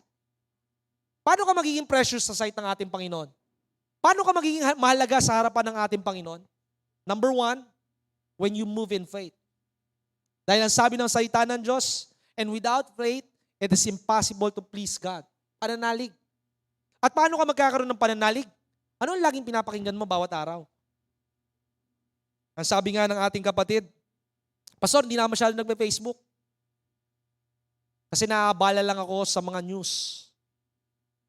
Kesa ikaw ay mag-Facebook, magpalit ka ng channel na pinakikinggan mo. Mag-upisa kang basahin ng salita ng Diyos. Kapag binabasa mo ang salita ng Diyos, magbabago ang pag-iisip mo. Kapag nagbago ang pag-iisip mo, magbabago ang buhay mo.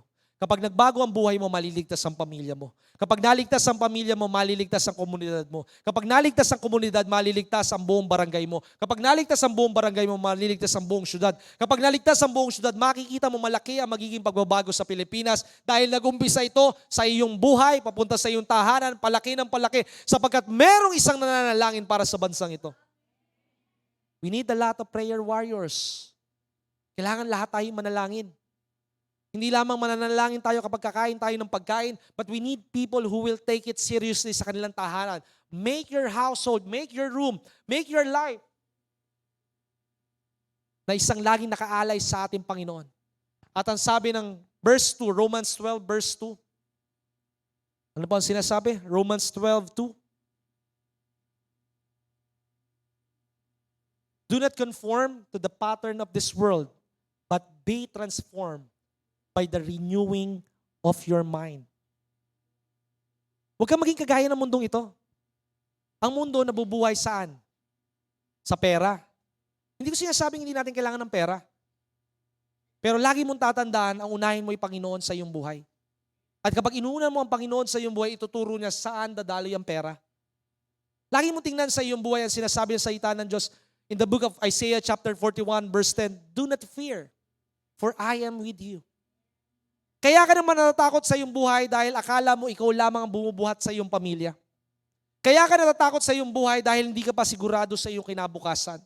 Pero ipinapaalaala sa iyo ng ating Panginoon, kahit malabo man ang paningin mo sa kinabukasan, kapag kasama mo ang Diyos sa iyong buhay, dahil kasama mo ang liwanag, magliliwanag ang dalansangan, magliliwanag ang paningin mo, at makikita mo na ang pinagdaraanan mo, hindi ka mananatili doon, hindi ka mai-stuck doon, hindi ka hanggang dyan lamang, sapagkat dadalhin ka ng ating Panginoon sa mas mataas at mas malaking pangarap niya para sa iyong buhay. You are not alone. Do not be afraid.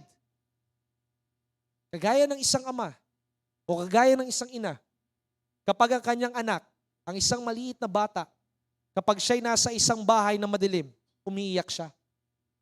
Pero kapag hawak niya ang kanyang kamay ng kanyang tatay o ng kanyang nanay, siya man ay lumakad sa kadiliman, hindi siya mangangamba, sapagkat alam niya ay siya'y protektado. Alam niya siya hindi nag-iisa. Hindi ka nag-iisa sa iyong labanan na pinagdaraanan. Hindi ka nag-iisa sa pinagdaraanan mo.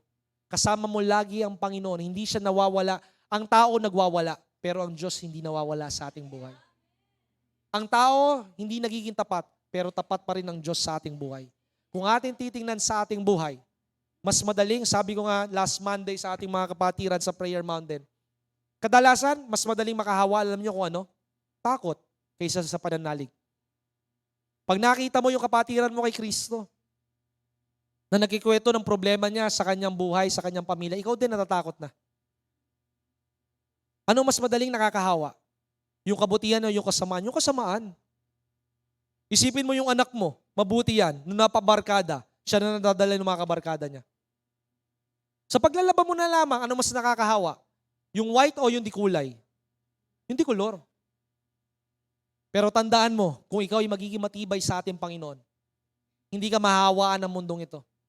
Sapagkat when you appreciate, when you acknowledge that the presence of God is with you.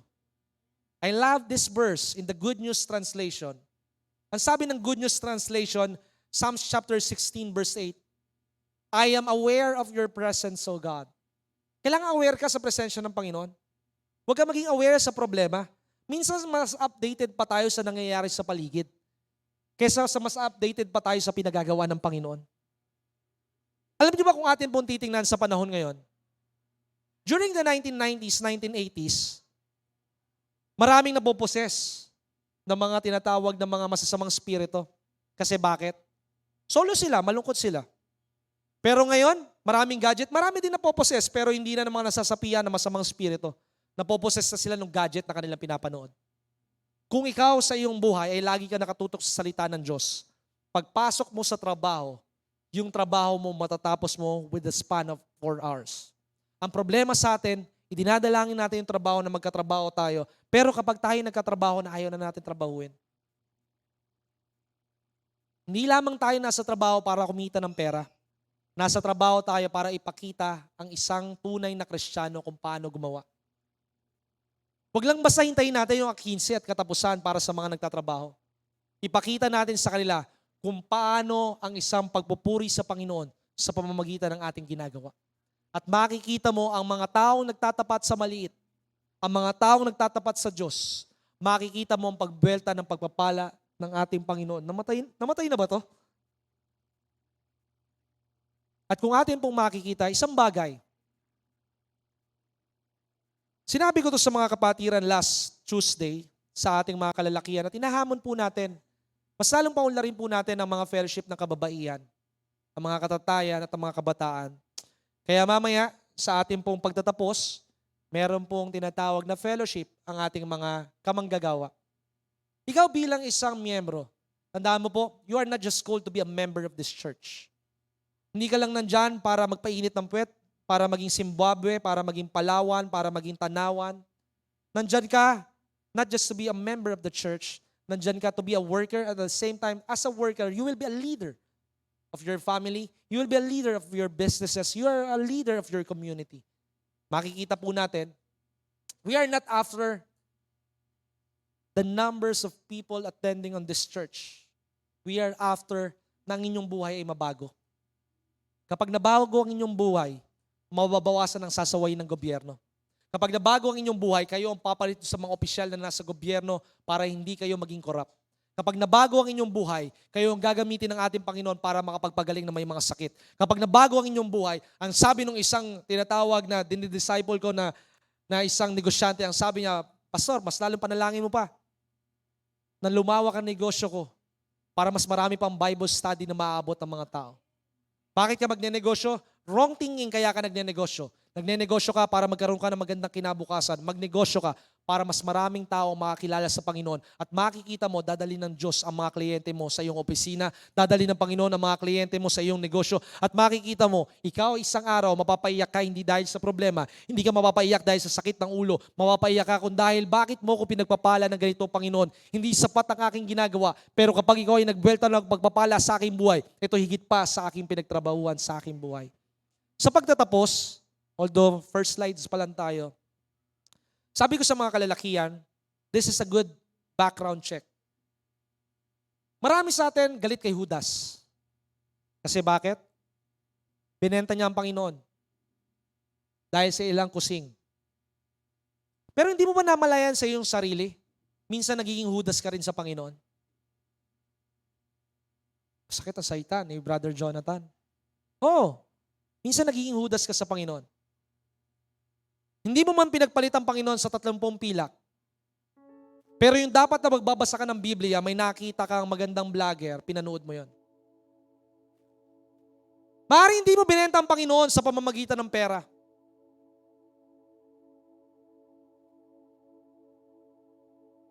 Pero yung oras na pagdalo mo sa gawain ng Panginoon, ipinagpalit mo ang Panginoon sa iyong trabaho, sa iyong negosyo. At ang sasabihin mo sa iyong pastor, alam naman ng Panginoon ang aking puso. Pero ito ang sasabihin ko sa iyo. Ang sabi ng Jeremiah 17 verse 4, that the heart is deceitful above all things. Huwag mo sasabihin na alam ng Diyos ang iyong puso. Dahil kung totoo ang iyong puso, hahanapin mo lagi ang gawain ng Panginoon. Hahanapin mo ang presensya ng Panginoon sa iyong buhay. Maaaring sabihin mo, Brother Jonathan, nakakapag-tithes naman ako sa simbahan eh. Yes, kailangan ng simbahan yung tithes mo, pero mas kailangan ng Panginoon yung buhay mo. Kaya hindi mo madala ang pamilya mo dahil hindi madala ng iyong buhay ang iyong pamilya dahil hindi makita si Kristo sa iyong buhay. You are saying that you love God and yet on your actions, you are denying God. We may not be saying na hindi ko binenta ang Panginoon sa pamamagitan ng ilang piraso ng pilak o ng pananalapi. Pero yung pagising mo sa umaga, ang unang inisip mo na kung ano ang gagawin mo sa paghahanda sa pagpasok kaysa manalangin ka muna sa ating Panginoon. Yung tumanggap ka ng pananalapi na sweldo mo dahil mataas ang presyo ng mga bilihin. Panginoon, hindi mo na magta-tithes ngayon. Hindi mo na mag-offering ngayon, Panginoon. Kasi kapos ako. Hindi mo mararanasan ang kasobrahan sa iyong buhay. Hanggat hindi ka matututong sa panahon ng kawalan, doon ka mas lalong maging galante. Ang tao sa kanyang nature siya ay madamot. Nang laging iisipin niya ay makakapagpasaya sa kanya at sa kanyang pamilya. Isipin mo makakapagpasaya sa Diyos at magiging masaya ang iyong pamilya at ang iyong buhay. Tanungin mo ang mga bagay na ito. Ikaw ba'y kagaya ng mundong ito? Nauubusin mo ang lakas mo. Uubusin mo ang pananalapi mo para lamang sa kasiyahan na kayang ibigay ng mundong ito. God is saying to you right now, come unto me, and I will give you a living water. Ang tao gusto ng appreciation. Ang tao gusto ng plake. Ang tao gusto ng pera. Ang tao gusto ng posisyon. Those are the wrong thirsts in our life. Kung mauuwaw tayo sa salita ng Diyos, napakaliwanag na sinasabi ng salita ng Diyos in the book of Job chapter 36 verse 7. The eyes of the Lord are on the righteous. And you can say that you are righteous when you follow God, when you believe on God. At ang sabi doon, because the eyes of the Lord is on the righteous, He will enthrone him with the kings. Ipapantay ka ng Panginoon doon sa dati mong boss. Ipapantay ka ng Panginoon, kapantay ng mga politiko. Ipapantay ka ng Panginoon, kagaya ng kapantay ng mga milyonaryo. At ikaw ay gagalang nila sapagkat ikaw ay anak ng Diyos. Kaya marahil hindi ka ginagalang ng tao dahil ang paglilingkod, pananampalat. Hindi ko sinasabing magpastor kayo. Hindi ko sinasabing nasa church kayo Monday to Sunday. Ang sinasabi ko, how is your relationship with the Lord? You have 1,000 minutes in a week. You have 1,000 seconds in the day. Pero, hinahayaan lang natin sayangin na lumipas ang lahat ng bagay. You cannot find happiness in this world because what this world can give us is a temporary happiness. But the joy comes only from the Lord. You may be weeping. You may be struggling. Maaaring ikaw ay tumatangis deep inside. Maaaring ikaw ay nahihirapan. But the psalmist says, He will turn your mourning into dancing. He will turn your sorrow into joy. Your pain is not your final destination. Your pain is God's instrument so that you can gain His presence and an experience from the Lord. So think about it. Isipin niyo po ito. This is a good story, a good illustration. May isang accountant. This is a real story sa Amerika. Na siya ay bagong graduate as CPA. Nag-apply siya dun sa isang kumpanya. The company is offering him a high-paid salary. At nung siya'y paperman ng kontrata, ang sabi doon sa contract, every Sunday, this is the auditing day. At kahit malaki yung sweldo, ang sabi niya, alam niyo anong sabi niya? I will not accept it. Because that is for the Lord.